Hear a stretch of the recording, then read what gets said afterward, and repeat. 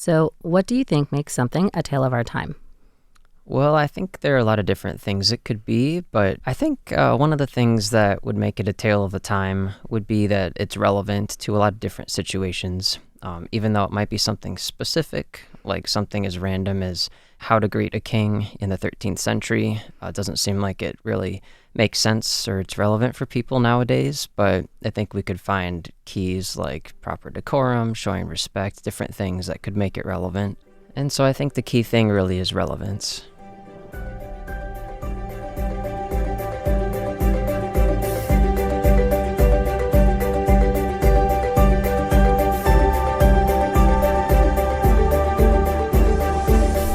Hello, everyone, and welcome to Tales of Our Times. This is a show where we discuss the stories that move us, what makes them so meaningful, and why others could or should find meaning in them as well. This is not a spoiler-free show, so bear that in mind as you continue to listen. We tackle movies, books, podcasts, and more. Where there's a story, there's a reason to read. I'm your host, Amanda Stevens, and joining me today is a very special guest who is traveling in Taiwan all the way from the United States, my friend, Ryan Tulon. Welcome back, Ryan. Hi, thanks for having me. It's been wonderful being back. Yeah, I guess by welcome back, I mean to Taiwan in general. Sometimes I say that for returning guests, but I mean, this isn't your first time in Taiwan, so why don't you introduce yourself? Sure. My name is Ryan Tulon, and I lived in Taiwan about 8 years ago. I taught English for 2 years. And then I went back to live in the United States, where I'm from, and became an acupuncturist. And then some time has passed, and now I'm back for a couple of weeks visiting. Yeah, checking out all your friends, seeing your old hangs, that kind of thing. Yeah. Has it changed much since you were here last? Quite a bit, especially when we went back to Elon, our old town where we used to live. There used to be this local coffee shop, Mr. Brown, by the university. And now it's a McDonald's. How disappointing. Yeah. Oh. Some things are the same, though. Like the guy that we got our bicycles from, he has an old shop. He's been there for decades. He was still there. Yeah. And so we chatted with him, and our old apartment was there. And so a lot of things, it's the same, but also not at the same time. I always heard it said, like, whenever you travel back home or to a place you lived, it's kind of like all of reality has shifted 1 or 2 inches to the left. Where like most things are really similar or the same, but some things are different and you have to like pick through to find out what they are. So, well, today though, we're talking about a book that you suggested to me. What are we talking about today, Ryan? Well, today we're talking about The Giver by Lois Lowry. I'm interested to talk about this because I think for a lot of people who at least went to school in the United States, from middle to high school, this book probably came up. Like, it was definitely on like a lot of reading lists that I saw. Yes, absolutely. And I'm pretty sure that's how I ended up reading it as well. It was on the reading lists I had. I started it. I never finished it. I think I got, and when I say I started it, I think I got like 2 chapters in and I was like, no. And I don't know why. I still don't even know why I didn't just finish it. I was kind of precocious, I suppose. Well, you're going to have to finish it after this. I'm excited. Okay. I'm excited. So, The Giver, I think it's won a bunch of awards, but today we're going to go through the summary. And what makes it so meaningful. So, is there any other information you think we should know about it before we get started? Well, to give a basic background, it's a dystopian novel. For young adults, as you said, it's middle school and high school age students that typically read it. I mean, I think that's all we need to know. So, Ryan, can you give us a summary of The Giver? Yes. So The Giver takes place in a community. It's very controlled. Everything from the weather to what job you're going to do when you get older to even what you're eating and when. It's all controlled. And the way that it's set up, we feel like the people in the community are pretty comfortable with the way of life. This is all they've known. They just know, okay, I'm going to wake up and feel pretty comfortable today. It's nothing crazy is going to happen. I'm not going to have any huge heartbreak. I'm not going to, get hurt or even have a particularly joyous encounter. It's all just pretty muted overall. And so that's the background of the story. But when it starts, we meet the main character, Jonas. and he's just turning 12, and they've got a big ceremony when you turn 12. You find out what job you're going to do in the community. Okay. Yeah. You take your quiz, and they match you up. So Yeah, and basically they've been meaning the elders in the community, have been watching you since you were born, and so they see. Yeah, you get the idea. Right? Yeah. And they kind of know your strengths, your weaknesses, and interests, and we're given to understand people are pretty happy with how their jobs turn out. And so when it comes to Jonas's time to get his role assigned, his is pretty different, and he receives a job called the receiver. And this means that there's a giver, and what the giving is the memories of the world before everything was controlled. Oh. And so the only person in the community who knows about like getting sunburns and having your heart broken and riding a sled down a hill is the giver. And the giver's role in the community is to act as an advisor. So if the community's thinking about trying something new or adding this or taking that away, the giver can say, well, actually, there's this memory, and I remember that this didn't go so well. So actually, why don't we do this other thing instead? Okay, quick question. So you said everything is really well controlled. Does it also include like your physical, emotional responses? Yes, because... So even that is controlled as well. Oh, okay. I'm not sure how much to give away, and this isn't like... Everything is up for grabs. They gave the spoiler warning, so you can say whatever you want. Because this part's kind of interesting is every family, if you want to have children, you can have a boy and a girl, and you're just assigned a boy. Like somebody's job is to be a birthing mother, and so then when you say, okay, I think I'm ready for a child, then they match you up with a partner, and then they say, okay, here's your baby boy or your baby girl. Oh, wow. And wow. Yeah. Okay. So yeah, literally everything is designed from your emotional responses to like when you're allowed. Well, I guess you can choose when you want to have children, but like who is going to be your co-parent and what your child's going to be, and you get that. Yes, and you have a family, but it's not the emotional, loving type. Because there's a moment when Jonas asks his parents, I might be getting ahead of myself, but he asks his parents basically, do you love me? And they chide him. They say, you need to be precise with your language. Like, love is this antiquated thing. And then they reword it like, if you're asking if I care about you or if I'm proud of your achievements, the answer is yes. And so they kind of dance around it because they really don't have the concept of a real love. Okay, so Jonas gets this job to be the receiver for all of the emotions. Where does it go from there? Right, getting back on track. So Jonas, over the next couple of months, he receives more and more memories, and again, some are good, some are bad, but his eyes are opened to suddenly he realizes there's so much more to life than he ever knew. But the awkward part for him is he's going about his normal life, with the same people who haven't changed. They don't know anything different still, and meanwhile, he's the one changing. And so it culminates over the next few months where he just feels like he wants to make a change. This isn't quite right, but doesn't know how. And then there's a mysterious event where it's kind of the jumping board for him to decide, okay, it's now or never. Am I going to make a change or not? This is, if the book sounds good, fast forward for 30 seconds. So.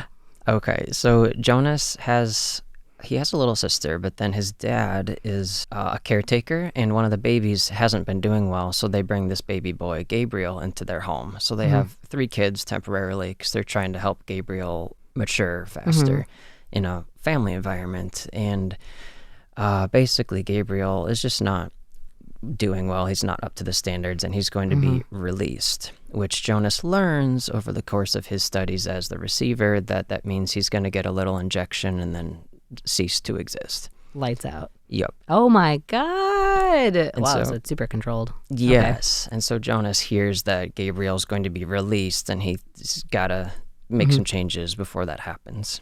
Is that how does the book end? Does he save him? Amanda. I want to know. This is what it is. Basically, yes. He's able to leave the town, the village, and it's not quite clear exactly how the magic works and all this stuff. Oh, there is like magic. Yes, there's another force. We don't know what it is, but yeah, he leaves the town, the community with Gabriel, and the idea is when he leaves, since he contains a lot of the memories by this point for some reason, when you leave the community, the memories are returned to the community. Hmm. And so then the everyday people, the other villagers, then they start to know about the sunburns and the war and all these things. Oh, okay. I see what you're saying. I feel pretty good about our previous, like our introduction conversation. We're like, yeah, reality is just a little bit different, because that feels like a good, like, quick idea of what this book is about. Yeah, we all have our own realities, and sometimes you just wake up and you see things differently, whether it's you go back to a place you used to know and it's different, or you're still living at home and nothing really changes, but something's happened and you're suddenly seeing the world in a different way, and it makes you feel a certain way. And it's that's one of the things I love about The Giver. Ooh, well, let's get into that. I can say I wish that I had finished the book now. It sounds like it was really good. But first, I want to say, like, what was your first encounter with this story? Like, how did you find out about it? I was in school. I can't remember exactly what grade, but anywhere from 6th to 10th grade probably. And I remember my older brother, had read it before, and he was going on and on about this book. And, like... Really? That's fun. I love to read, but I read the back of the book, and I was like, this seems fine, but, It doesn't sound as interesting as it is. I feel like this is... Because if you didn't go to school in the United States, the way that, like, the reading classes work, or not even reading, but just kind of like a lot of, like, middle or high school education classes work, are that you have these reading lists of books that teachers can make their own, but a lot of times they'll choose from, like, recommended books. Usually they're books that have won awards, like The Giver. It's a pretty well-known book. So a lot of those same public schools read many of similar books to kind of, like, introduce you to different ideas, different genres, different other things. And The Giver is on, I think, probably almost all of these lists. I think it's banned in one or two, like, cities. I don't know why. There's always a reason to ban a book. So Of course. yeah. I don't agree with them. I do No. this show. I don't agree with them, but here we are. So you found it basically through the public education system. Yeah, that's accurate. So then what made this book so meaningful to you personally? Well, at that age in my life, we're figuring things out when we're 12 years old. And from that point, my life had been pretty straightforward, nothing too earth-shattering. And then when I read this book and I saw this huge choice that Jonas had, and I really felt like it was astounding. It blew my mind that somebody could have a perspective change that big. That drastic. I also thought, too, when he starts to have that feeling of discomfort in himself, of this isn't the way we should live, it's too empty, he sits with that discomfort for a while until it finally culminates and he just feels like he can't not do anything about it anymore. And so I think that level of bravery and courage that he had really spoke to me. So I have a question, because, and this is mostly about, like, the way that it's written.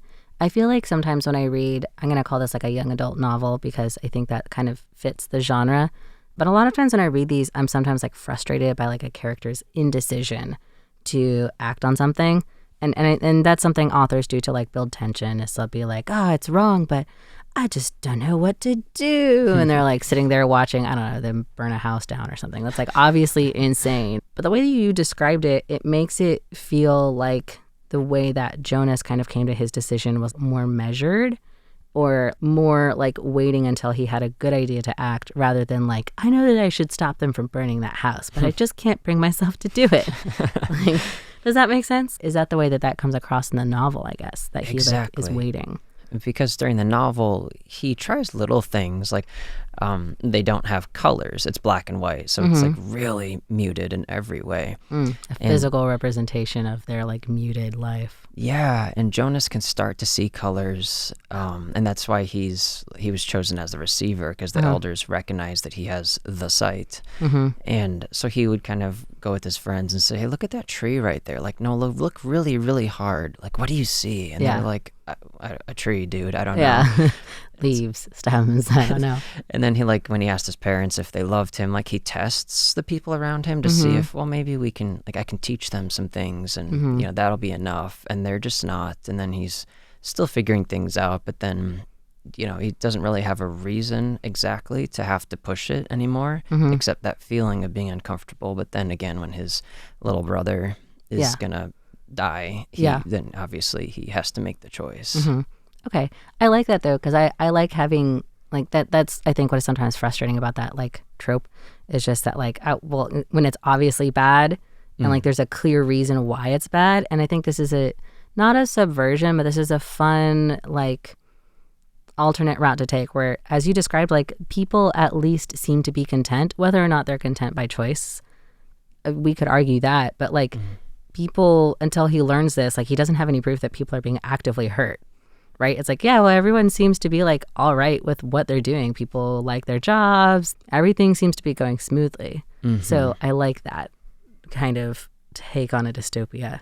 And I think the courage that it takes to ruffle those feathers when everything seems like it's fine. Because, you know, when we look at our own lives thinking, well, should I move to Taiwan? Should I marry this person, take this job? Any big decision, we think, well, but it's easier to just keep staying at this old job or to not do this. And I think that final push, I think that The Giver really shows that, no, it's okay to, when it's the right time and the right thing, it's okay to ruffle the feathers and move to make the that water. leap. Well, that gets me to my almost last question, which is, what do you think makes this a tale of our time? Or what meaning do you think other people could find in this book? Or is that kind of it? That was one thing for sure. There were two things I was thinking of. It's okay to make a change, you know, assuming you think it through and it seems like it's a good change. Yeah. Just Jonas's courage to do that, like kind of giving us permission to do that in our own lives. Giving us permission as the giver. Sorry, go on. And then the second thing that I really took away from it was that feeling within Jonas's heart that things aren't quite right. It's not sitting well with him. And he talks to the giver about it, saying, well, haven't you tried to tell the people about this? And haven't you tried, you know, can't we do this or that? There's got to be something. Yeah, because the old person is there giving him all of these memories. And the giver said, well, I tried this, but it didn't work. And now this is just how it is, kind of. And Jonas, he receives that kind of answer. And then again with his friends and parents, like they're not giving him any feedback. There's no change. There's no flexibility, I think is a good word. And so that feeling in him, I like that he has this like kind of whisper in his heart. Maybe it's more of a shout at this point in the book. Yeah. But he has it and he follows it. So like in our lives too, we might have this little inkling of, oh, you know, I kind of want to study this, or I really want to get to know that person. They could be a great friend. But then we think, oh, but how do I approach them? Or this, you know, I don't know how to do this program. Maybe I don't have the prerequisites. There's always an excuse. And so I like that Jonas had that little voice in his head and his heart, and then he did choose to act on it. Yeah. I see why it's on so many reading lists. Like, I don't know if it does feel like an action book, but at least describing it, it does sound kind of like soft courage, where compared to other young adult novels from when I was a kid, like you don't need to be a Katniss Everdeen, like take down the government or anything else like that. Like you could also just be courageous to like ask your friends and family to change. You can be courageous to like listen to what you feel is right, whether that's right for you or right for the world, and kind of, like you said, ruffle those feathers. It's a really good message. So I really wish I'd read this book. I love it so much. Every time I travel, I have it in Chinese and Spanish now, and I'm just like collecting all these givers. Wow, that's so cool. So unfortunately, we are almost out of time. But before we wrap up, I want to ask you one last question, which is, if you could give The Giver a subtitle of your very own, what would that be? Okay, it's a little cheesy. I'm sure they all are. It's all about how you think about it, you know? Okay, so it's very smart and cunning. Yeah, there you go. I would say The Giver, The Whisper Within. Oh, I love it. It makes a lot of sense. I hope it will entice people to listen to the episode or read the book in the way that I needed to be pushed as a child. And I wasn't. Well, Ryan, thank you so much for coming on the show. I really enjoyed talking to you about this book. Yeah, thank you. And I love talking about this book and talking with you in this studio. Yeah. And thank you to all of you listeners out there. This has been Tales of Our Time. Oops. This has been Tales of Our Time on Radio Taiwan International. I was your host, Amanda Stevens, with my guest, Ryan Tulon, all the way from the United States. Thanks again, Ryan. Yeah, thank you. And I hope that you enjoyed learning about The Giver, The Whisper Within, a tale of our time. We'll see you next time.